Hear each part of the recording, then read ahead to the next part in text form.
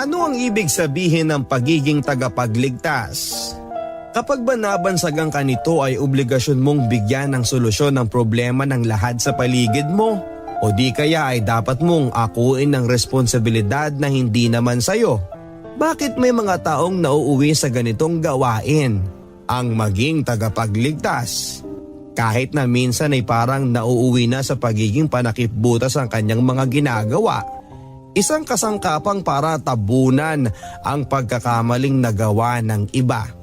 Minsan may mga taong ganon na handang pagtakpan ng kahihiyan na hindi naman siya ang gumawa. At gaano nga ba kahirap ang maging tila tagapagligtas ng buong mundo kung saan ay pasan mo ang problemang hindi naman sayo. Isang pinagpalang araw mga kabarangay, tayo ay narito na muli para magkasama upang tuklasin ang isang panibagong kwento. Dear Papa Dudut, magandang araw po sa inyo at sa mga kabarangay na laging nakaabang sa Barangay Love Stories. Tawagin niyo ako sa pangalang Sally. Kung ang pagiging bigo sa pag-ibig ay pangkaraniwan na, pues maaari kong sabihing isa akong pangkaraniwang babae dahil puro sakit lamang ang dinadanas ko dahil sa pagmamahal ko sa isang tao. Taga-Palawan ako, Papa Dudut, at laki sa hirap. Ang aking tatay ay isang mangingisda samantalang ang aking nanay ay tagapagbantay ng isang beach resort na medyo malapit sa aming tinitirhan. Dahil sa hirap ng buhay ay high school lamang po ang aking tinapos at dinala ako ng pangangailangan sa Maynila. Marami nang nakapagsabi sa akin na mas may tsansa akong makakuha ng trabaho sa syudad kaya ako nakipagsapalaran at umasang kikita ng pera. Mahirap po kasi talaga ang buhay sa probinsya. Pangalawa ko sa 7 magkakapatid at hirap ang aming mga magulang na itaguyod ang aming pamilya. Hindi talaga nila kakayaning pag-araling kaming lahat hanggang kolehiyo dahil sa pang-araw-araw pa lang na gastos ay hirap na kami. Pero sa gitna ng pagsubok ay masasabi kong paraiso ang aming tinitirhan. Hindi ko maitatanggi ang ganda ng aming lugar kumpara sa iba. Masagana naman ang karagatan kapag hindi masungit ang panahon. Pero talagang panapanahon lang ang kita. Kapag masama ang panahon ay hindi makakapag-uwi si tatay ng pera. Tuwing summer lang din lumalaki ang kita ni nanay dahil mas maraming turistang dumadayo. Pero sa ibang buwan ay madalang ang customer. Minsan nga ay hindi siya araw-araw pumapasok kapag hindi season ng bakasyon dahil wala siyang gagawin at kikitain sa resort. Sa mga sandaling yon ay naisipan kong umalis sa amin at maghanap ng mas magandang buhay. At dinala ko ng pangarap ko sa Maynila, pangarap na magkaroon ng mas maginhawang buhay. Sinubukan ko ang masalimuot na pamumuhay sa syudad dahil may kamag-anak namang kaming nakatira dito, ang malapit na pinsan ng aking nanay, si Tia Maricel. Ang buong akala ko ay sa isang malaki at maayos na subdivision siya nakatira, ngunit noong makarating ako sa kanila, sa likod lang pala ng subdivision ng bahay nila. Sa kanilang bahay pero ang lupa ay inuupahan lamang nila. 4 ang anak ni Tia Maricel at isang panday ang kanyang asawa. Ang kanyang panganay na si Kuya Romel ay kagaya ng kanyang ama, isang panday at mason. Kapag may proyektong napupunta sa kanila ay may trabaho sila pero kapag wala ay wala din silang kinikita.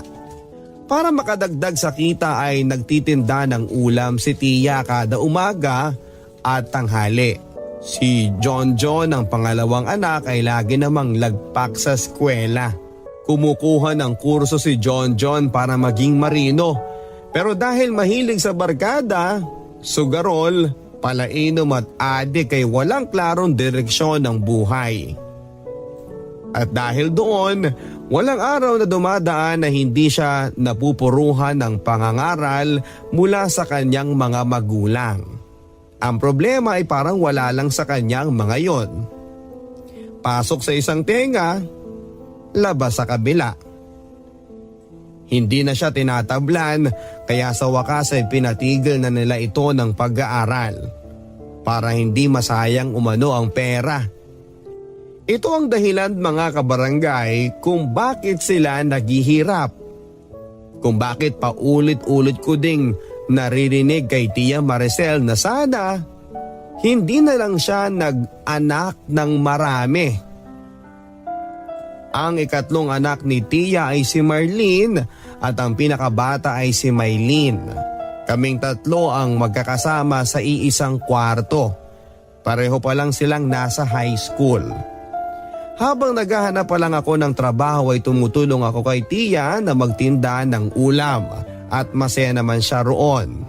Ayoko naman kasing maging pabigat lang sa pamilya nila kaya tumutulong din ako sa ibang gawaing bahay. Isang bagay na kinakatuwa ng tiyahin ko. Ang dalawang dalaga niya kasi ay parehong tamad at kapag gusto lang kumain, saka lang tatayo. Hindi pa nila huhugasan ang pinagkainan kaya napapailing na lang si Tia sa kanila.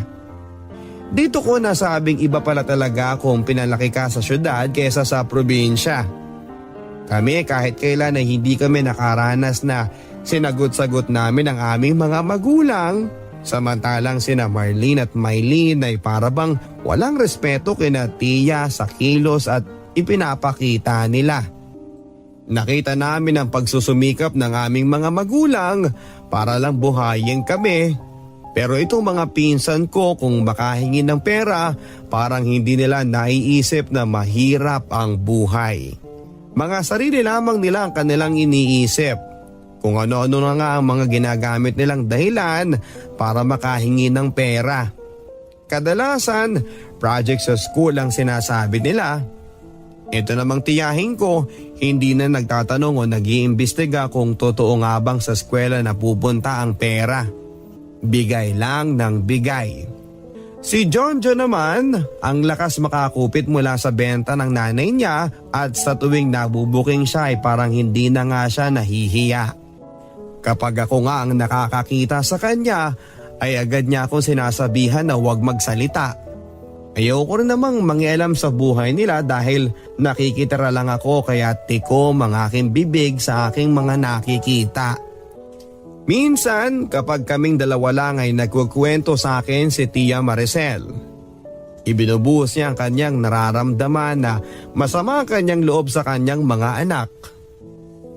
Alam mo Sally, hindi ko alam kung bakit ganyan ang mga anak ko.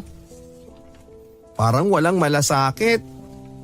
May trabaho nga pero ni singkong duling hindi naman makapagbigay sa akin para lang makatulong sa gastusin. May bisyo rin kasi, mahiling magmadyong yan. Hinihingan pa ako ng pera niyan kapag Lunes para pamasahe sa trabaho dahil Linggo pa lang, ubos na ang pera niyan, kakasugal.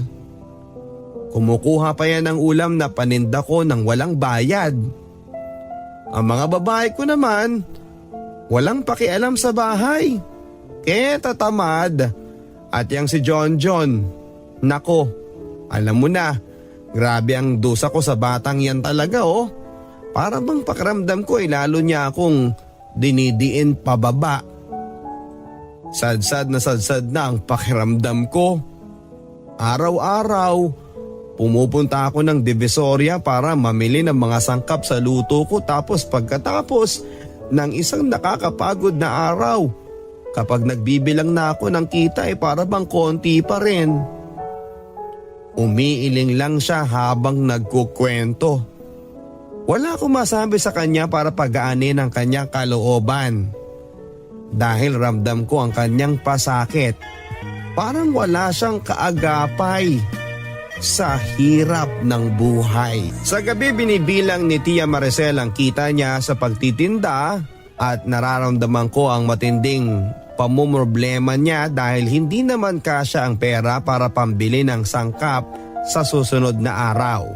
Marami din kasing nangungutang sa kanya at nagbabayad lang ang ilan kung kailan nila gusto. May iba namang kinakalimutan na lang ang obligasyon nila. Kapag sinisingil, sinasabi nilang sa araw na lang ng sweldo magbabayad. Pero ilang swelduhan ang nakakalipas, ay hindi pa rin dumadapo ang pera sa palad ng tiyahin ko.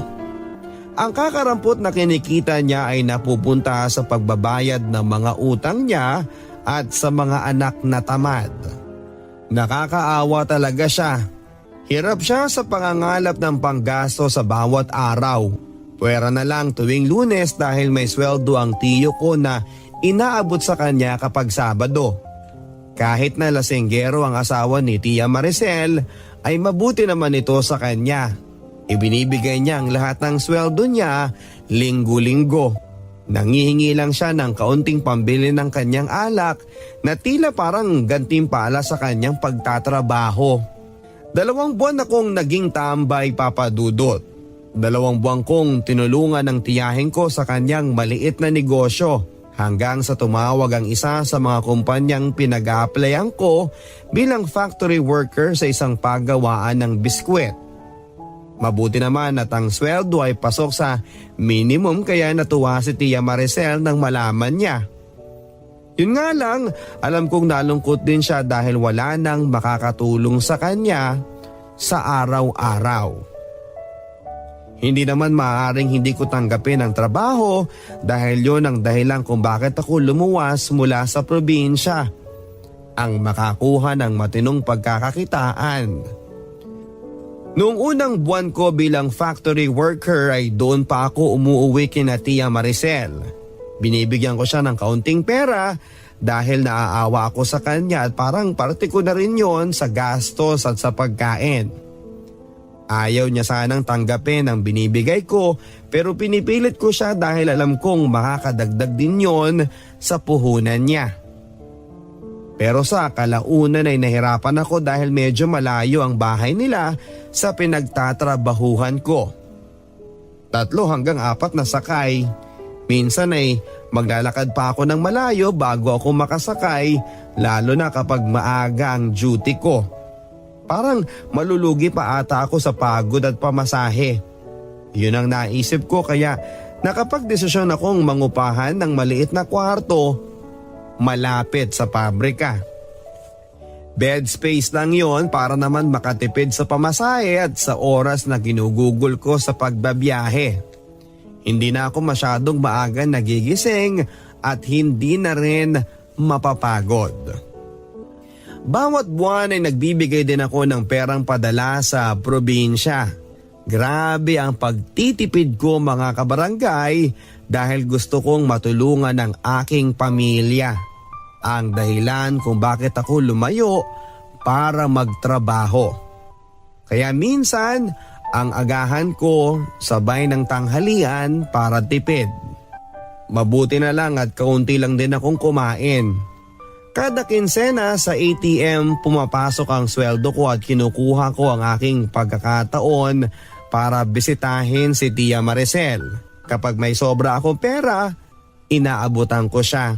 Nasisiyahan siya sa bawat pagdalaw ko. Mabuti pa raw ako dahil may malasakit sa kanya samantalang ang mga anak niya ay walang pakialam. Hindi ko nga alam kung ano bang nagawa ko para magkaroon ng ganitong kapalaran. Hindi lang isa sa mga anak ko ang may problema, kundi lahat sila. Wala akong mahita, sakit ng ulo lang. Yan ang palagi niyang sinasabi. Minsan nga ay tinatawanan na lang namin ang mga problema namin sa buhay. Naalala ko tuloy ang isang kanta na narinig ko dati, isang kantang Bisaya na pinapakinggan ng nanay ko dati, hagki ang sagkit, hilaki ang kalipay. Ibig sabihin, halikan mo ang aking sakit, iyakan mo ang kaligayahan. Naging paborito ko ang kantang yon dahil sa paulit-ulit kong naririnig noon. May cassette tape pa nga kami niyan. Cassette tape po ha, hindi CD. Ibig sabihin ay matagal ng panahon yon. Bagay sa akin ang linyang yon dahil sa buhay ko, puno ng paghihirap at pwede yung maging moto para sa akin. Naging maayos naman ang takbo ng mga bagay-bagay sa aking trabaho. Kapag naghahanap sila ng mag-overtime ay hindi talaga ako tumatanggi para may dagdag akong kikitain. Kaya ang nangyari, minsan sa isang linggo, straight na nagtatrabaho ako ng 12 oras kada araw. Kahit nakakapagod ay masaya ako dahil pagkakataon ko yon na magkaroon ng ekstrang pera. Lalong lalo na kapag nagkakataong holiday, doble kita pa. Araw ng linggo ang pinaka-day off namin, Papa Dudut. Dahil walang operation ng pabrika kapag linggo, pwera na lang kapag may bulk order na ipaparequest ang mga kliyente o di kaya ay kapag in demand ang produkto namin at mabilis na maubos sa mga pamilihan. Kung magkataon ay wala na kaming day off dahil hinahabol namin ang kota na kailangang abutin. Isang linggo habang nakasakay ako ng jeep papunta kina Tia Maricel ay napakinggan ko pa nga ang Barangay Love Stories. At habang nakikinig ako ng radyo sa jeep ay may isang lalaki na panay ang tingin sa akin. Maayos naman ang bihis at gwapo rin, mga kabarangay. Nagpapasimple lang ako ng tingin sa kanya at sa tuwing ginagawa ko yon ay nahuhuli ko siyang nakatingin sa akin. Kahit naman probinsyana ako ay may itsura din naman ako kaya naisip kong baka yun ang dahilan ng pagtitig niya. Medyo maliit ako, payat, mahaba at makintab ang buhok. Sa pagtingin-tingin ko sa lalaking sumusulyap sa akin ay napapangiti na lang ako sa kanya at nagpapanggap na hindi ako nahihiya at nako-conscious. Noong bumaba sa jeep ang katabi ko ay bigla na lamang lumipat ang nasabing lalaki at tumabi sa akin kaya nagulat po talaga ako. Nasagi po kasi niya ang balikat ko kaya ko napansing nandyan na siya sa tabi ko. Nakangiti. Hi! Ako nga pala si Marco. Inabot niya ang kamay niya sa akin para makipag-shake hands. Pero hindi ko sinuklian ang pag-abot niya ng kamay dahil parang napipraskuhan ako sa ginawa niya. Saan ka bababa? Diyan na ba sa may terminal sa kanto? Tanong niya. Tumango lang ako. Napansin kong pogi si Marco. Naka-body fit na t-shirt, ang buhok niya ay naka-gel at ang bango pa niya. Mas malapit siya sa pintuan ng jeep kaya inaasahan kong mas mauuna siyang bababa pero pinauna pa rin niya ako. Pa-gentleman pa siya. Sinenyasan niya ako na mauna na ako. Sa pagbaba ko at paglalakad palayo ay hindi ko na nilingon muli si Marco. Dire-diretso ako sa pila ng aking sasakyan na jeep pero wala pa ito ng pagkarating ko doon. Habang naghihintay ay nagulat ako nang may kumausap sa akin. Mukhang pinagtatagpo talaga tayo ng tadhana. Doon ka nga sa dulo ng pila, baka magalit yung mga tao o ang sama ng tingin nila sa'yo. Hindi naman ako sasakay sabi ni Marco. Ha bakit nandito ka? Pagtataka ko. Sasakay talaga ako kapag hindi mo binigay sa akin ang number at pangalan mo. Sabi ng makulit na lalaki habang nakangiti pa na parang nakakaloko. Lalo siyang gumwapo nang makita ko ang maganda niyang mga ngipin at sa pagngiti niya ay gumanda lalo ang mata niya. Doon ay muli niyang inabot sa akin ang kamay niya. Kasi hindi mo naman ako kinamayang kanina sa jeep kaya heto, pwede ka nang bumawi sa akin. Mukhang hindi naman talaga siya titigil kaya kinamayan ko na si Marco. Sally, ako si Sally. Okay Sally, may kulang pa, yung cellphone number mo. Akala ko ay tatantanan na ako ni Marco pero hindi pa pala. Wala akong may bibigay sa'yo kasi wala akong cellphone Hindi ako mahilig sa text-text na yan. Totoo naman yun mga kabarangay. Hindi ako nag-aambisyong bumili ng cellphone dahil para sa akin ay hindi ko pa kaya ang ganung luho.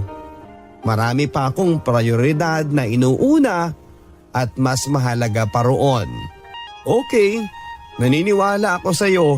Ganito na lang, susunduin kita sa trabaho mo mamaya ha? Ha? Bakit? Alam mo ba kung saan ako nagtatrabaho? Oo naman. Ayan o, nakasulat sa t-shirt mo. Nakakasiguro akong diyan ka nagtatrabaho. Sagot ni Marco. Nakakalimutan ko naman kasi Papa Dudut na yun pala ang suot ko. Ang galing lang ng lalaking ito ha, medyo matalino din kasi. Kinukulit niya ako sa schedule ko sa duty pero hindi ko siya sinagot hanggang sa dumating na ang jeep na sasakyan ko. Kahit na nasa jeep na ako ay hindi pa rin umaalis si Marco. Nakatingin pa rin siya sa akin. Artistahin ang dating ng lalaking ito, sabi ko sa sarili ko, pero hanggang doon lang ang naisip ko dahil umalis na ang jeep. Inawayan ko pa nga siya. Inaamin ko Papa Dudut at mga kabarangay na nagpa-hard to get ako sa kanya. Dahil ayaw kong pag-isipan niya ako ng masama. Pero noong umuusad na ang jeep ay saka naman ako kinilig mga kabarangay. Dahil first time kong maranasang lapitan ng isang gwapong lalaki na gaya niya. Kadalasan kasi ng mga nanliligaw sa akin sa probinsya ay yung mga tipikal na mga binatang probinsyano. Mga anak na mga mangingisda ang karamihan sa kanila. Hindi naman sa minamaliit ko sila Papa Dudut dahil ang ama ko ay mangingisda rin naman, isang marangal na trabaho yon.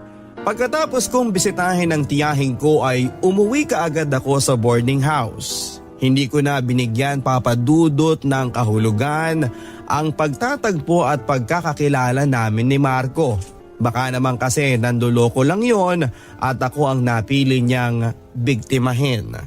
Pero isang hapon, noong kalalabas ko lang sa gate ng pabrika, pagkatapos ng duty ko ay nakita ko ang isang lalaking nakasuot ng shorts, cap, shades at puting t-shirt. Nakangiti siya sa akin kaya naman nagtaka ako. Sa isip ko ay baka naman may sinusundo siyang taga-pabrika. Baka isa sa mga empleyado pero taga-ibang department. Tinignan ko lang siya at nagpatuloy ako sa paglalakad pero natigilan ako nang may tumawag sa pangalan ko. Sally, sabi ng boses. Paglingon ko, ang lalaking nakangiti sa akin nang siya palang tumawag. Lalo akong naguluhan mga kabarangay. Ang suplada mo naman pala Sally, sabi niya sa akin. Sandali, kilala ba kita? Hindi naman sino ka ba? Nakakulot na ang noo ko dahil hindi ko maintindihan at bakit para bang kilala ako ng lalaking ito. Tinanggal niya ang cap at shades nito at para akong natatawa dahil si Marco pala yun. Hindi ko siya namukhaan dahil sa suot niyang cap at shades. Pasensya ka na ha, hindi kasi kita nakilala ka agad.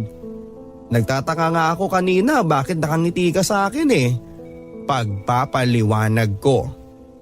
Halika na, ihahatid na kita pauwi para malaman ko kung papaano pumunta sa inyo. Sabi niya sa akin. Sandali lang. Talagang tinupad mo yung sabi mo dati na susundin mo ko dito sa pabrika ha? Paano mo nalaman ang oras ko? Nagbaka sakali lang ako. Mabuti na lang at hindi ako nagkamali. Mga 1 oras din ako naghintay dito pero ayos lang yun. Siyempre, tumaba ang puso ko Papa Dudut dahil talagang nag-effort pa siya na abangan ako doon sa labasan. Kaya hindi na rin ako nakatanggi at pinayagan ko na siyang ihatid ako pa uwi. Hindi yun naging huling pagkikita namin mga kabarangay dahil maraming beses akong sinusundo ni Marco pagkatapos ng duty ko. Kung minsan, mag-aaya pa siyang kumain sa labas. Medyo malapit din kasi ang trabaho niya sa trabaho ko. Mga 1 sakay lang ng jeep. Naninirahan siya sa tiyuhin niya dahil taga Negros talaga siya. Isang gabi, nang 10:00 ang out ko sa trabaho ay nag-aya siyang maghapunan kami. Busog pa ako kumain ako sa kantin kanina. Pagtatanggi ko sa offer ni Marco. Sige na Sally, may pera ako ngayon kaya ililibre kita. Alam ko namang kukulitin ako ni Marco kaya pumayag na rin ako. Nagpunta kami sa isang fast food at matapos naming kumain ay naging seryoso si Marco at may sinabi sa akin. Kailan mo ba ako sasagutin? Gusto ko kasi lagi na kitang makasama eh. Yung tipong magsasama na tayo sa iisang bubong. Nagulat ako sa mga sinabi niya mga kabarangay dahil unang-una, wala naman siyang sinabing formal siyang nanliligaw. Pero sa bagay mukhang gano'n na rin nga ang ginagawa niya sa mga pinapakita niya sa akin. Ibang klase ka rin Marco live-in ka agad? Alam mo ba Sally, gustong gusto talaga kita. Simpleng-simple ka kasi. Diyan mo kasi makikita ang ganda ng isang babae kapag wala siyang arte. Sige na, sagutin mo na ako Sally. Pagmamakaawa ni Marco sa akin. Sa totoo lang papadudot ay hindi naman mahirap mahalin si Marco. Meron din naman akong nararamdaman para sa kanya dahil nakita ko namang totoo ang hangarin niya sa akin. Kahit na hindi ko alam ang lahat tungkol sa kanya ay nabuo ang feelings ko para sa kanya dahil sa pinapakita niya sa akin. O sige na, sinasagot na kita, sabi ko sa kanya. Talaga? Sinasagot mo na ako? Tanong niya na may kasabay na napakalaking ngiti. Niyakap niya ako ng mahigpit kaya nagtinginan tuloy ang mga tao sa fast food. Medyo marami-rami pa naman sila kaya nahiya ako sa pagtitig nila sa amin. Ang iba naman ay natawa lang sa eksenang kanilang nasaksihan kaya inaya ko si Marco na lumabas na lang. Pero hindi pa rin siya tumitigil sa pagpapasalamat sa akin. Noong sumunod na araw, Linggo, day off ko kaya napagkasunduan namin ni Marco na magsimba sa Quiapo. Pagkatapos ng misa ay nagsine kami at siya pa ang gumastos para doon. Noong nasa loob na kami ng sinehan ay napakalikod po ng mga kamay niya kung saan-saan gumagala. Marco, ano ba? Umayos ka nga, hahampasin ko yung mga kamay mo eh. Bulong ko sa kanya. Pasensya ka na ha. Mahal na mahal kasi kita eh. Gusto kitang ikis. Isa lang naman eh. Sige na. Pero bago pa ako makasagot sa request niya ay hinalikan na niya ako. Hindi ko na rin siya pinigilan dahil gusto ko rin naman ang paghalik niya sa akin. Mahal ko rin naman si Marco kaya walang masama kung halikan niya ako at halikan ko rin siya. Mga pasado 11:00 na ng gabi noong matapos ang palabas. May curfew sa boarding house ng 11:00 at dahil doon ay inaya ako ni Marco na sa bahay nila magpalipas ng gabi. Total ay wala naman daw doon ang tiyuhin niya. Nagbabakasyon sa probinsya. Pumayag na rin ako dahil night shift pa naman ako sa susunod na araw. May oras pa para umuwi sa boarding house sa umaga. Pagdating namin sa bahay ay nakita kong maayos ito at kompleto pa sa gamit. Ano bang trabaho ng tiyuhin mo, Marco? Negosyante siya. Nandun sa Negros ang pamilya niya. Sobrang bait nga niyang si tiyo eh.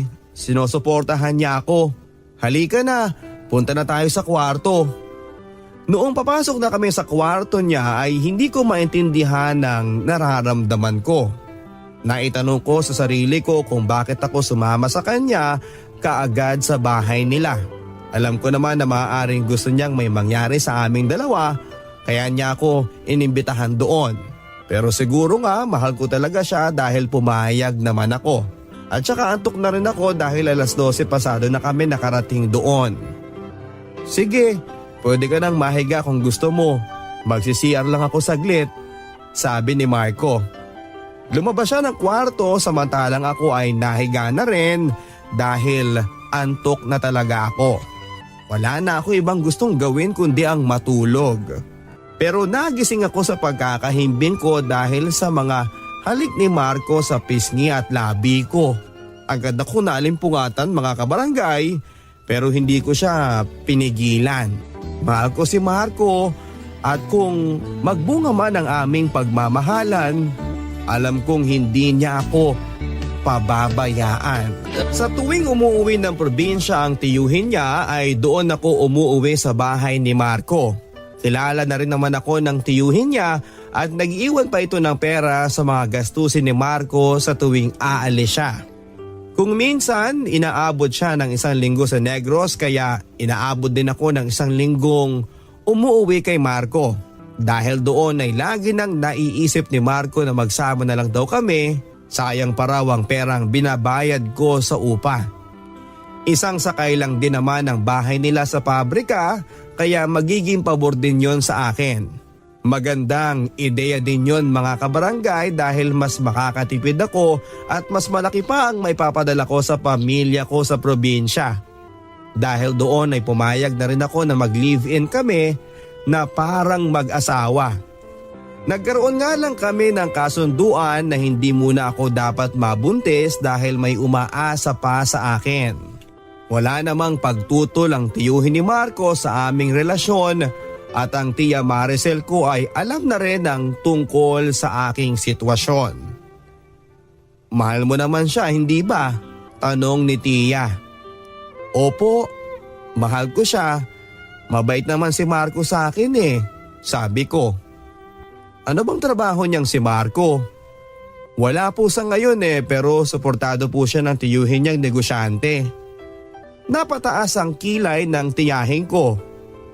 Palagi na lang ba siyang aasa sa tiyo niya? Tiya, sinabihan ko na nga po siya na kailangan niyang maghanap ng trabaho para may sarili siyang pagkukunan. Natahimik po ang tiya Maricel ko mga kabarangay. Alam kong may agam-agam siya sa isipan nang marinig niya ang sinabi kong yon. Alam ba ng mga magulang mo yan? Hindi po tiya. Huwag niyo na lang po munang sabihin dahil sasabihin ko rin naman sa kanila balang araw Maghahanap lang po ako ng tamang panahon. Hindi na rin naman tumutol si Tia Maricel sa relasyon namin ni Marco. Ipinakilala ko si Marco sa kanya at pareho kami nang naging paghusga sa kanya. Nagwapuhan pa siya sa boyfriend ko, mukha daw artista. Kung manamit kasi si Marco ay formang-forma at mabango pa. Sinunod naman niya ang payo kong maghanap ng trabaho dahil lagi na lang siyang may lakad, malamang ay para mag-apply. Masaya naman ako dahil sa wakas ay pinapakita niyang porsigido siyang makahanap ng pagkakakitaan. May mga panahong pag-uwi ko galing ng duty ng 6 to 2 ay wala siya sa bahay. Naiisip kong baka nasa labas siya para maghanap ng trabaho. Pero naging iba na ang kutob ko noong mga gabing wala pa rin siya sa bahay. Kapag tinatawagan ko siya sa kanyang cellphone ay hindi siya makontak. Nga pala nakabili ako ng bumurahing cellphone dahil nagtatabi ako ng kaunting pera para sa sarili ko. Bukod doon sa padala ko sa probinsya. Dahil sa pag-aalala ay hindi ako makatulog hanggang sa makauwi na lang siya sa bahay ng umaga ng may dalang pagkain at ibang pangangailangan sa bahay. May nakuha ka ng trabaho? Tanong ko kay Marco nang nag-almusal kami isang araw. Oo, sa call center, sagot niya. Kaya pala umaga ka na umuuwi sabi ko sa kanya. Naliwanagan na ako kung bakit hindi ko siya nakikita sa bahay sa gabi. Napagpasyahan ang tiyuhin ni Marco na umuwi na ng Negros at mamalagi na doon kaya ibinili niya sa amin ang bahay. Kami na lang daw ang umupa, total ay hindi naman kami iba sa kanya. Pero sa paglipas ng ilang buwan ay nahirapan si Marco na bayaran ng rentang nagkakahalaga ng 7,000. Kaya naisip na rin naming maghanap ng malilipatan. Mabuti na lang at dahil sa sipag ko sa trabaho ay na-renew ang kontrata ko sa pabrika ng 5 buwan pa. 1 taon na kaming nagkakasama ni Marco at pareho na kaming nagsisikap sa aming mga hanap buhay. Iniwasan din naming magkaanak dahil pareho kaming nagtatrabaho at hindi pa kami handa sa responsibilidad ng pagpapamilya. Pero para kaming tinutokso ng tadhana dahil 2 buwan akong hindi dinatnan ng dalaw. Kabado ako noong magpa-check up at doon ko nakita ang resulta. Lalo akong kinabahan. Nagdadalang tao ako mga kabarangay, 2 buwan na rin. Yung pala ang dahilan kung bakit nahihilo ako paminsan-minsan sa duty ko. Kapag nalaman ng management na buntis ako, baka hindi nila i-renew ulit ang kontrata ko. Nalungkot si Marco nang malaman niya yon, pero mas nangibabaw ang saya dahil magkakaanak na kami. Ngayon na magkakaanak na tayo, dodoblehin ko ang pagsisikap, sabi niya sa akin. Oo Marco, natural lang kasi matatapos na ng tiyak ang kontrata ko. Nalaman na ng mga bossing na buntis ako kaya hindi nila ako i-extend pa. Ayaw nga sana nilang ipatapos ang 5 buwan kong kontrata pero nagmakaawa lang ako na pagbigyan nila ako at ibigay nila ang aking mid-shift na 2 to 10 p.m. Mabilis na lumipas ang panahon. Natapos ang kontrata ko at 5 buwan na rin akong buntis. Nasa bahay lang ako habang si Marco umaga na ang uwi mula sa trabaho niya sa call center. Day off niya ng Sabado at Linggo pero minsan daw kasi ay pinapa-overtime siya kaya may panahong 7 araw ang trabaho niya sa isang linggo. Wala naman akong alam sa mga ganyang trabaho, Papa Dudut, kaya naman hindi ko siya kino-question. Mabilis na lumipas pa ang 1 buwan. 6 na buwan na akong buntis at napansin ko kay Marco na hapon na siyang umuuwi. Tapos ay umaalis naman kaagad. Noong umpisa ay hinahayaan ko lang siya.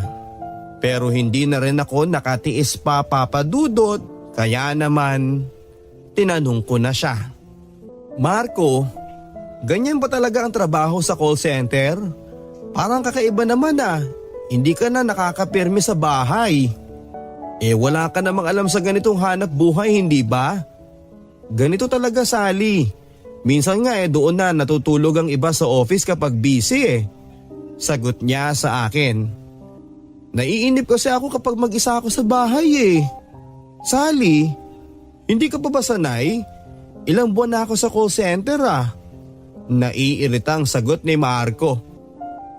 Masasanay din naman ako Nga pala, magkano bang sinuweldo mo dyan? Sakto lang, kasya na para sa pagkain natin. Upa at iba pang mga gastusin. Hindi na ako nagtanong pa pagkatapos noon dahil halata kong naiinis na si Marco sa pag-uusisa ko. Nga pala, may outing kami sa Boracay sa susunod na linggo.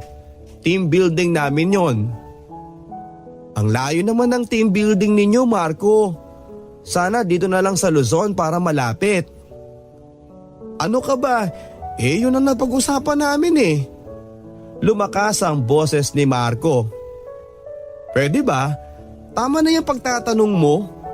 Napapagod na ako sa mga kakasagot Kung gusto mo, mag-apply ka na lang sa call center para malaman mo rin ang mga nangyayari doon. Oo nga pala. Hindi pwede dahil high school graduate ka lang, sabi niya sa akin. Para akong napahiya sa mga sinabi niyang yun, mga kabarangay. Tila ba gusto niyang ipamukha sa akin na mas mababa ang kaya kong abutin kumpara sa kanya. Sumama ang loob ko pero hindi ko na lamang pinahalata sa kanya. Dahan-dahang nag-iba ang pagtingin sa akin ni Marco, Papa Dudut. Lalo na noong mawala siya sa bahay ng 2 linggo para doon sa outing ko noon na team building din nila sa Boracay. May ganun ba? Team building na 2 linggo ang inaabot. Paano na ang trabaho nila? Wala talaga ako alam sa ganyan, mga kabarangay, kaya hinayaan ko na lang si Marco. Noong 8 araw na wala siya ay unti-unti nang nauubos sa mga supply na iniwan niya sa akin. Ang ginagawa ko na lang ay nilulugaw ko ang bigas at ang isang latang sardinas ay pinagkakasya ko sa 2 kainan. Pero noong 13 araw na ay wala na talagang naiwan sa akin. Wala na akong pera, buntis pa. Nahihiya naman akong manghingi sa kapitbahay kaya hindi ko yon ginawa. Nag-decide na lang ako na magpunta sa Tia Maricel ko. Sa maniwala kayo't sa hindi ay naglakad ako ng 1 oras makarating lang sa tiyahin ko para lang manghiram ng pera. Nakakapagod lalo na dahil nagdadalang tao ako pero nakarating din ako roon.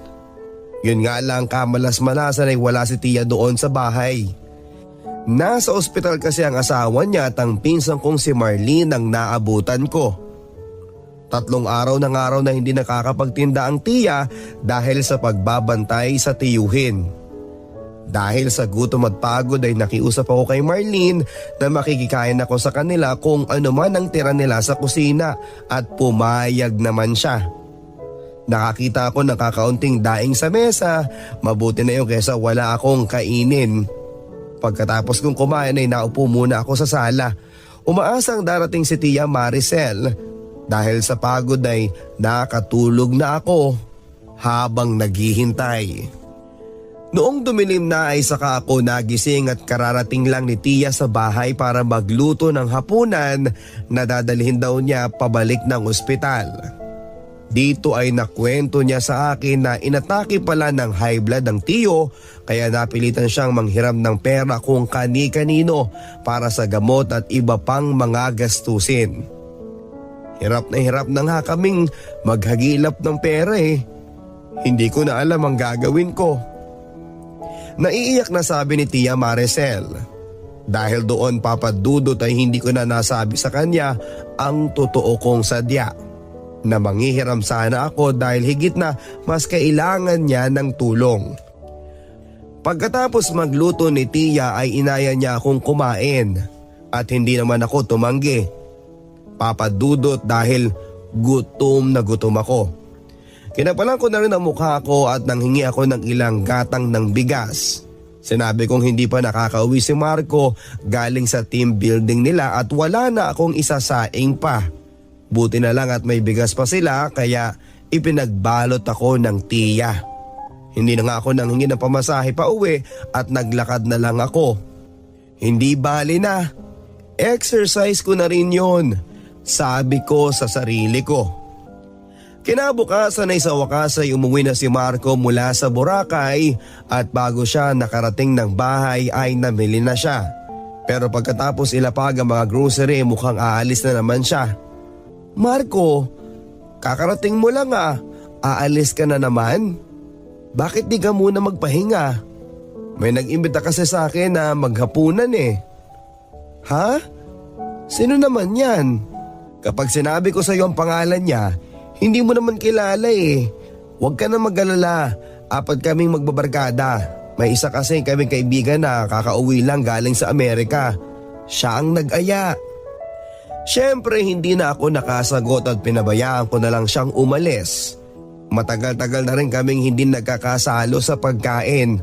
Paano ba naman kasi paggising niya ay maliligo lang siya tapos aalis na kaagad. Doon na raw siya sa kantin sa trabaho bibili ng pagkain. 12:00 ng hating gabi ay wala pa rin siya. Namimiss ko na siyang katabi sa pagtulog, papadudot, pero siyempre hindi ko masabi sa kanya. Tumilaok na lang ang manok ay hindi pa rin siya umuwi. 11:00 ng umaga ako gumising pero wala pa rin akong nakitang Marco. Kaya nag-alala na ako kung saan na siya nagpunta. Lagi ko na lang sinusubukang ipalagay ang loob ko sa pag-iisip na baka doon siya natulog sa kabarkada niya. Pagkatapos kong uminom ng gatas ay nagsaing ako at ang maruruming damit ni Marco ay kinuha ko na rin para labhan. Pero noong baligtarin ko ang isa sa mga pantalong maong niya ay nagulat ako sa nakita kong panyong pangbabae. Alam ko lahat ng gamit ng asawa ko kaya sigurado kung hindi kanya yon. Napaisip tuloy ako. Sino ba talaga ang nakasama niya sa Boracay? Nagpipigil lang ako pero kaunti na lang ay aapaw na ako sa galit. Nalamukos ko ang panyo sa sobrang panggigigil ko. Pero huminahon din ako at tiniklop ko ang nasabing panyo. Inilagay ito sa maliit na lamesang nasa tabi ng kama namin. Pagka-uwi ni Marco, saka ko siya tatanungin kung bakit nasa kanya iyon.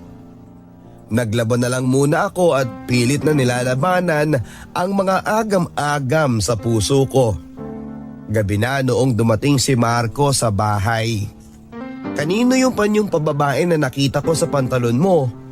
Seryoso kong tanong sa kanya. Nagulat ako dahil tumawa lang si Marco. Nagdududa ka ba sa akin?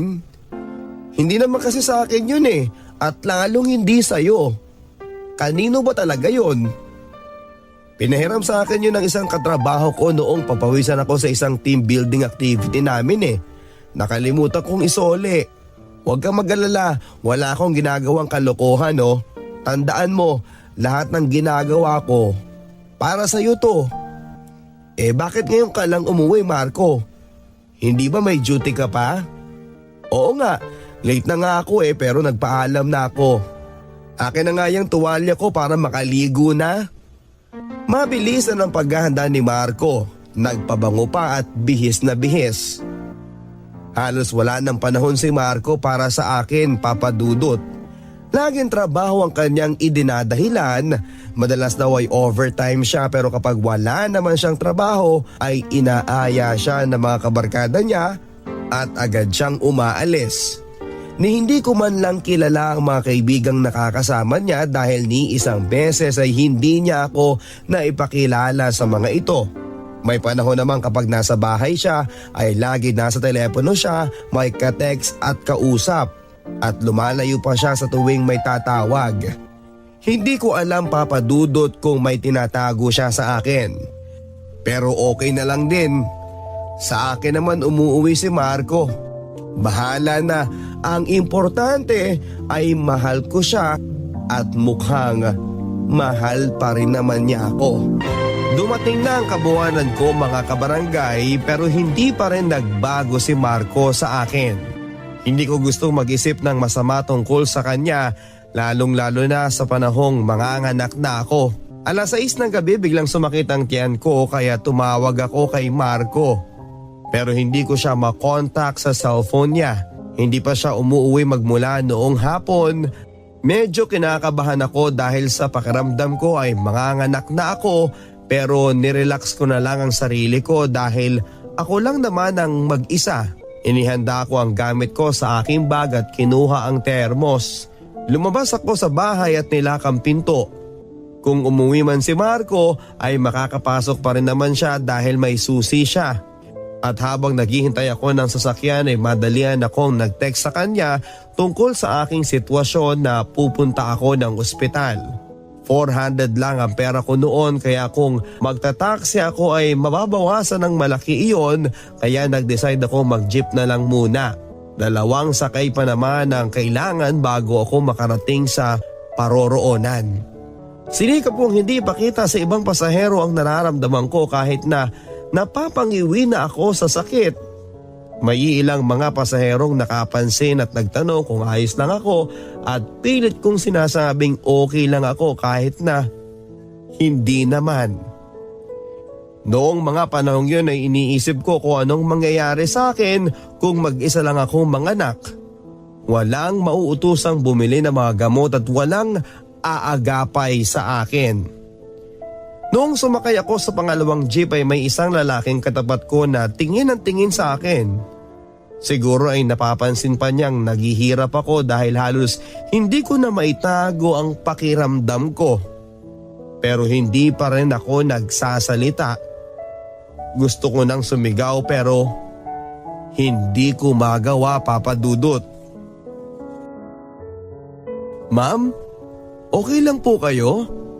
Sabi ng lalaki sa akin. Okay lang ako, pagsisinungaling ko. Saan po ba kayo pupunta? Sigurado akong sa ospital, sabi ng lalaki. Nahulaan niya siguro dahil sa dala kong termos. Gusto ko nang umire sa nararamdaman ko pero hindi tumigil sa pag-uusisa ang lalaki. Miss, bakit mag-isa ka lang? Kanina ko pang napapansin na may dinaramdam kayo. Noong pumara ako sa harap ng ospital ay bumaba din ang lalaki at inalalayan ako. Ang akala ko ay iiwanan niya ako pero hindi. Hanggang sa loob ng ospital ay nandun siya, tinulungan ako. Sige na, sasamahan ko na po kayo dahil alam kong nahihirapan kayo. Maraming salamat ha. Ako nga pala si Sally. Ang sakit na ng tiyan ko kasi manganganak na yata ako. sabi ko sa kanya. Sa puntong yun, Papa Dudut, ay grabe na ang sakit na nararamdaman ko at hindi ko na maitago yon. Bahala na kung ano ang maging itsura ko. Noong nandun na kami sa labas ng emergency room, ang mismong lalaki na ang nagsabi sa mga nurse tungkol sa kondisyon ko at agad naman akong pinahiga ng mga nurse. Pinalabas muna ang lalaki at siguro wala pang isang oras ay naisilang ko na ang aking baby. Napakabilis ng mga pangyayari. Mabuti na lang at may umagapay sa akin. Pagkatapos ng panganganak ay dinala ako sa ward kung saan nandoon din ang ibang mga nanganak. Parang wala ako sa sarili. Hindi ko na alam kung anong nangyayari sa paligid ko. Dahan-dahan kong idinilat ang mga mata ko at ang una kong nakita ay ang lalaking tumulong sa akin. Maayos daw ang naging panganganak mo, sabi ng doktor. Isang malusog na bata. Salamat ha. Hanggang dito sa ward nandito ka. Tinutulungan mo pa rin ako kahit na hindi tayo magkakilala. Sige na, magpahinga ka na muna para lumakas ka ulit. May binili akong pagkain at mga prutas. Kapag nagutom ka, kain ka na ha. Uuwi muna ako para magbihis at maligo. Nahihiya ako, Papa Dudut, sa lalaking ito na grabe ang pagtulong na ginawa para sa akin. Sino kaya siya? Bakit kaya gano'n na lang ang pagtulong niya para sa akin? Noong sumunod na araw, Papa Dudut, ay mas mabuti na ang pakiramdam ko at nasilayan ko na rin ang aking anak. Hindi ko napigilan at napaiyak ako. Habang nakikita kong dumedede ang anak ko ay tumulo ang mga luha ko. Tinignan ko ang paligid at nakita kong kompleto ako sa gamit. May alkohol, pagkain sa mesang katabi ko at sa ilalim noon ay ang aking bag. Nakayos din ang gamit ko. May nakita rin ako mga bagong damit ng sanggol. Nagtaka ako dahil wala naman akong dalang ganon. Sino kaya ang naglagay ng mga yon? Baka si Marco. Nabasa na niya ang text ko at dumating na siya sa ospital habang tulog ako. Pero nasaan siya? Bumalik na lang ako sa pagmamasid sa aking anak at dito ay napaiyak ulit ako. Mga tears of joy ba yan dahil sa baby mo? Nagulat ako at paglingon ko ay nandoon ang lalaking tumulong sa akin. Ako nga pala si Daryl. Nasaan nga pala ang asawa mo? Wala ka bang kamag-anak na pwedeng tumulong sa'yo? Tanong niya sa akin. At kahit na hindi ko naman talaga siya kilala ay ibinuhos ko ang buong kwento ng aking pinagdaanan. Nagtanong ako rito sa mga katabi mong pasyente at wala naman daw dumadalaw sa iyo. Sabi ni Daryl na nagkwentong siya pala ang may dala ng mga damit ng bata. Ibig sabihin ay hindi pa dumadalaw si Marco sa akin kahit isang beses. Nasaan na kaya si Marco? Buti na lang at may Daryl na handang tumulong, bumili ng mga kailangan kong gamot na gamit ang sarili niyang pera. Nalaman ko iyon dahil hindi nabawasan ang dala kong kakaperanggot sa aking bag. Lalo siyang naawa sa akin nang marinig ang pinagdaraanan ko sa kinakasama ko. Siya ang pumuno sa pagkukulang ni Marco. Siya dapat ang magdala sa akin sa ospital at mag-asikaso. Naiiyak ako dahil sa inis at awa sa aking sarili. Hindi pinanindigan ni Marco ang responsibilidad niya sa akin, bagos sa ibang tao pa ang naglakas loob na suportahan ako. Anong klaseng tao ba yang si Marco? Mas pinapahalagahan niya ang trabaho kaysa sa akin at sa anak niya. Matagal na panahon na akong nagtitiis. Nabalikan ko ang maraming araw at gabi na wala siya sa tabi ko at ang mga araw na gutom ako dahil wala siya at wala man lang pakialam sa akin. Parang ang bilis niyang malimutan ng mga matatamis na salitang minsan niyang sinabi sa akin. Ibinuhos ko lahat mga kabarangay. Lahat ng emosyon ay ipinakita ko sa isang lalaking hindi ko naman kilala. Wala na akong pakialam sa iisipin niya sa akin. Basta mailabas ko lang ang nararamdaman ko. Hindi ko na kaya. Ilang buwan kong dala-dala ang bigat na yon sa puso ko. Ano na bang nangyari sa buhay ko? Pinaparusahan ba ako ng langit? Sa aking pag-iyak, Papa Dudut, ay hindi ko na namalayang wala na pala sa akin ang anak ko. Si Daryl na ang may hawak sa kanya habang nakikinig siya sa kwento ko. Maraming salamat sa tulong mo, Daryl, ha? Kahit na hindi tayo magkaano-ano, andiyan ka lang sa tabi ko, umaagapay sa akin. Paano ko ba masusuklian ang kabaitan mo sa akin? Huwag mo nang isipin yan.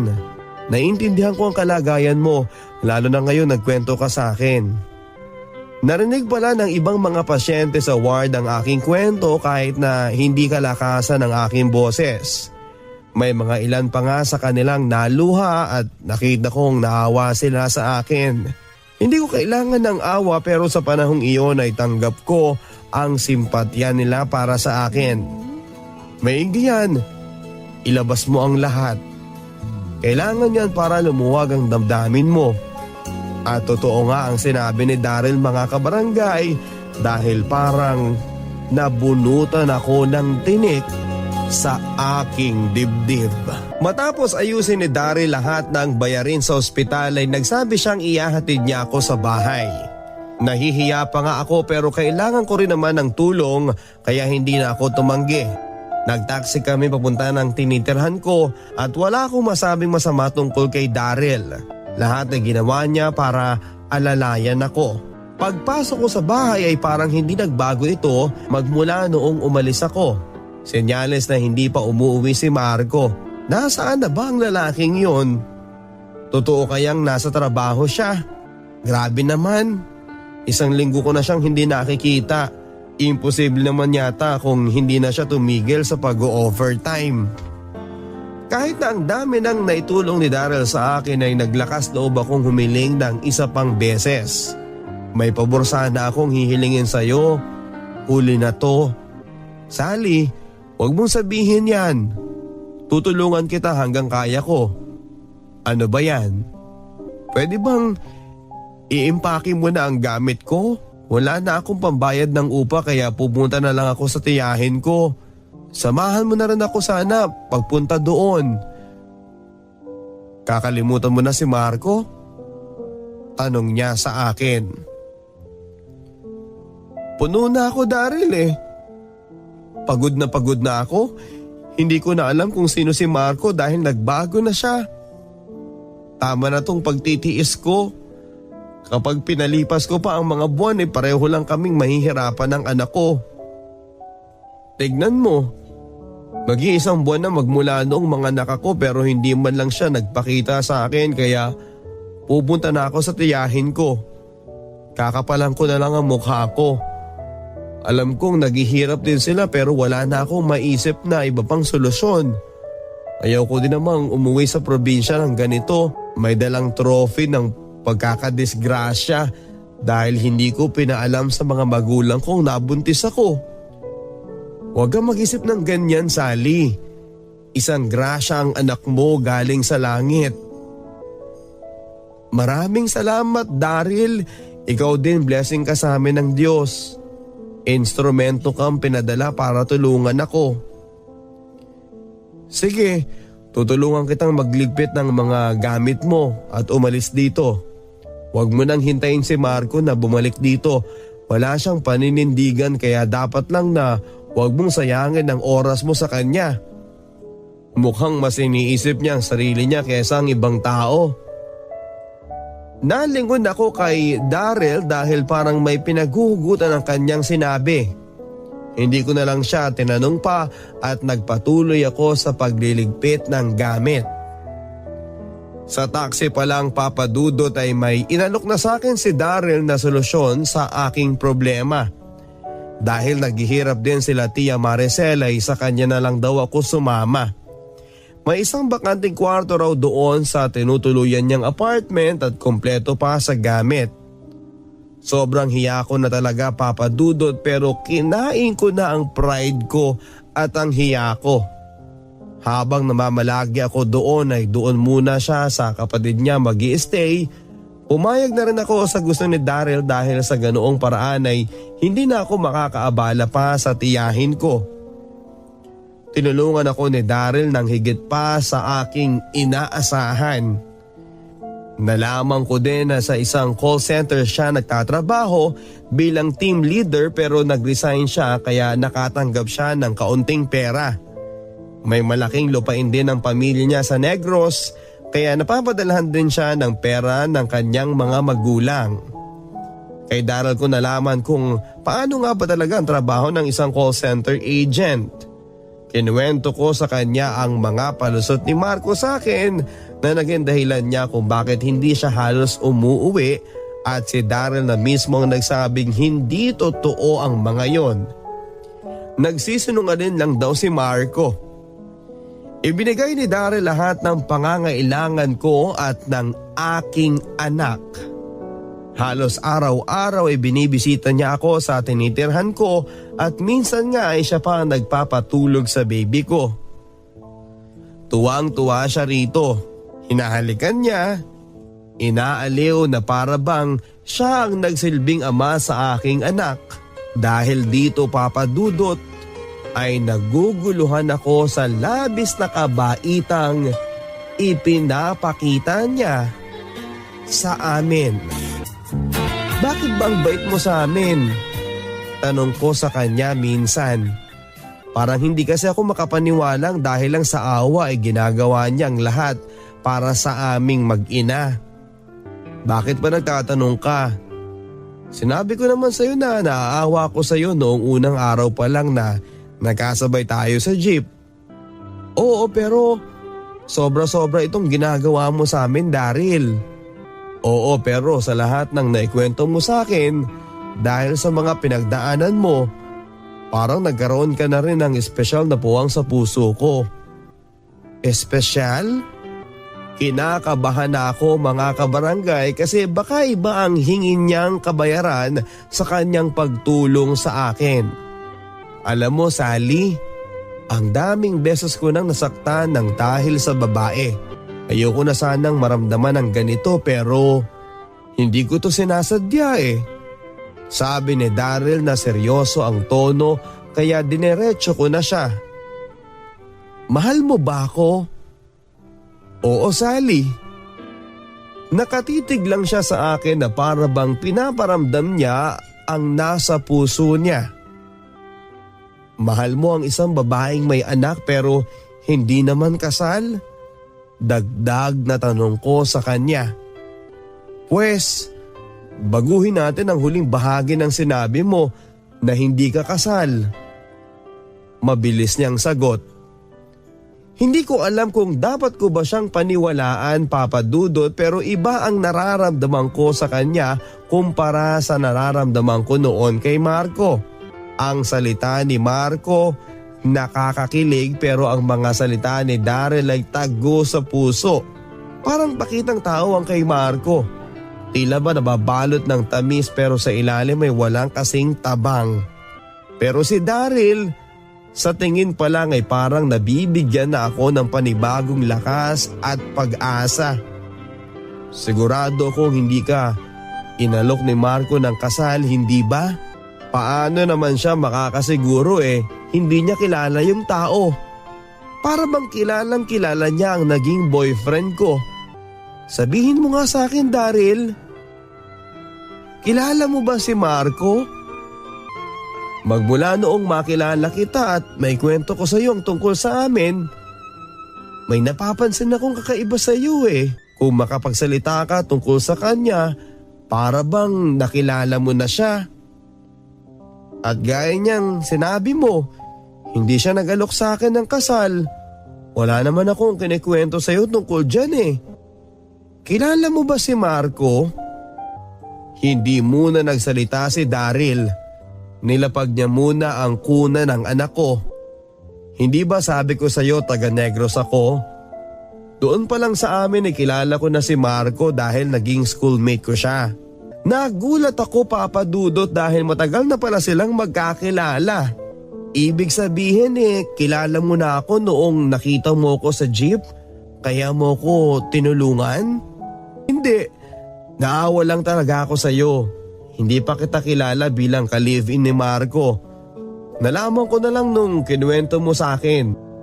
Dito na sinabi ni Daryl sa akin ng iba pa niyang nalalaman. Hindi pala sa call center nagtatrabaho si Marco pero madalas siya roon dahil sa kanyang syotang isang bakla.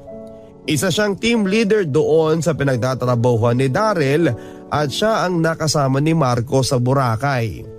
Nakipagrelasyon si Niel sa nasabing TL dahil sa pera. Isa po siyang call boy, mga kabarangay. Ginagamit niya ang kanyang gandang lalaki para magkapera at nalaman lang ito ni Daryl dahil sa isa niyang katrabaho. Kahit na magkaprobinsya sila ay hindi sila malapit sa isa't isa at wala talagang interes si Daryl sa buhay ni Marco. Sa tuwing makikita ni Daryl sa labas ng building si Marco na hinihintay ang syota niya ay hindi naman sila nagpapansinan. Nalaman din pala ni Daryl na may balak si Marcong iwanan ako. Dahil hindi lang yung bakla ang karelasyon ni Marco, may isa pang matrona siyang pineperahan. Kaya pala laging abala siya. Nakakadiri dahil ang perang pambili ng pagkain ko ay galing pala sa ganoong paraan. Para akong nasusuka, Papa Dudut. Naging karelasyon ko ang isang callboy na kung sino-sino ang kasiping. Isinumpa ko sa sarili ko na kapag nakita ko si Marco ay susuntukin ko talaga siya sa galit. Pero hindi ko nga alam kung magkikita pa kami dahil matagal na niya akong gustong iwanan. At kahit ang anak namin ay hindi niya binibisita. Mabuti na lang at nandyan si Daryl, isang walang kwentang lalaki man ang nakabunti sa akin. Isang mabait at responsableng guy ni Daryl naman ang nakilala ko para tulungan ako. Sa pagsasabi niya ng kanyang damdamin ay nagdalawang isip ako. Sabi ko pag-iisipan ko muna ang kanyang pagtatapat. Hindi sa ayaw ko sa kanya pero kawawa rin naman siya kung sakaling sagutin ko siya dahil malaki ang responsibilidad na kanyang sasaluhin. Sa pagdaan nga ng mga araw ay hindi kumupas ang suporta ni Daryl sa akin. Hindi man siya kasing gwapo ni Marco, sa pisikal ay parang gumagwapo na rin siya dahil sa bait niya. Ang magandang asal ang siyang nagpapagandang lalaki sa kanya.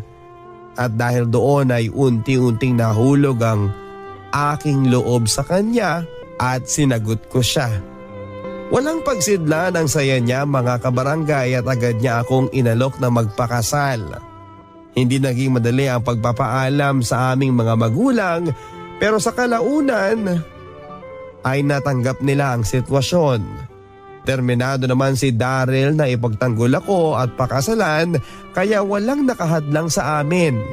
Pinili din niyang itago na lamang sa mga magulang niya na anak ng ibang lalaki si Sal.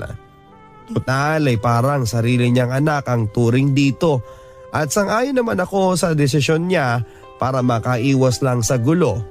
Ang mga magulang ko naman ay natanggap na rin nila ang aking kapalaran at naging maluwag sa puso nila ang aking sitwasyon dahil nakikita nila kung gaano ako kasaya at gaano ako kamahal ni Daryl.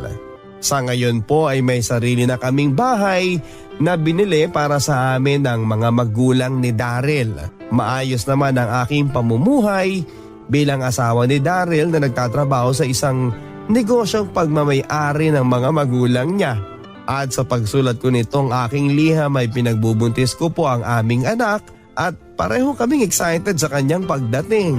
Madaragdagan na naman ng bagong grasya ang aming tahanang puno ng pag-ibig kaya nag-uumapaw ang aming kasiyahan.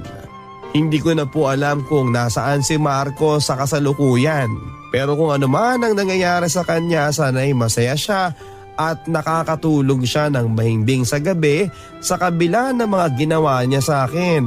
Ngayon, Papa Dudut, maligaya na ako sa piling ng lalaking totoong nagmamahal sa akin. Ang lalaking sumalo sa responsibilidad kahit na hindi naman ito sa kanya. Salamat na lang at may binigay ang Diyos na ibang lalaking naging tagapagligtas ng aking buhay. Ibinangon niya ako mula sa pagkakadapa. Ibinigay sa akin ang lahat ng pagmamahal sa kanyang puso, pati na rin ang respeto at panahong kanyang iaalay. Iniligtas niya ang anak ko mula sa mapait na pinagdaanan ko sa isang amang hindi naman siya kayang panindigan. Siya si Daryl ang taong handang maging tagapagligtas sa akin at sa aking anak. Salamat sa panahong inukol niyo para sa aking sulat, Papa Dudut. Sana po ay magsilbing inspirasyon at pag-asa ang aking kwento sa mga taong may pinagdaraanan ngayon sa kani-kanilang mga buhay. Tandaan, hindi mawawala sa buhay natin ang mga taong magiging tagapagligtas.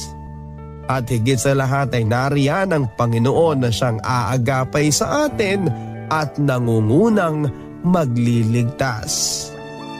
Ang inyong kabarangay, Sally. Lahat tayo ay tao lamang. Hindi perpekto mga kapuso, may mga pagkukulang at kahinaan. Kaya normal lang na may mga pinagdaraanan tayo. Minsan, madarapa tayo, magkakamali at minsan ay mawawalan po ng pag-asa. Ngunit ating tandaan na hindi tayo binibigyan ng Panginoon ng pagsubok na hindi natin kaya. May mga instrumento siyang pinapadala sa atin para tayo ay tulungan at bumangong muli. At sa mga pagbangong iyon ay tayo po ay magiging mas matatag at handa para harapin ang iba pang mga pagsubok na darating pa sa ating buhay. Yan po ang ating tampok na kwento para sa...